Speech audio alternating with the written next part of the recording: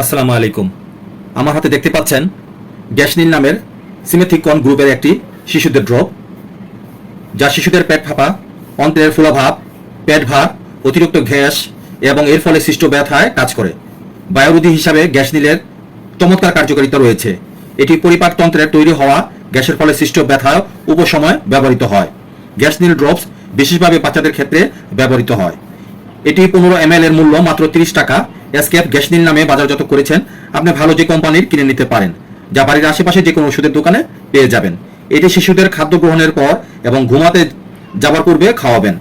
2 বছর কম বয়সী শিশুদের ক্ষেত্রে 0.3 ml করে 4 বার, 2 থেকে 12 বছর শিশুদের জন্য 0.6 ml করে 4 বার, অথবা চিকিৎসকের পরামর্শ অনুযায়ী।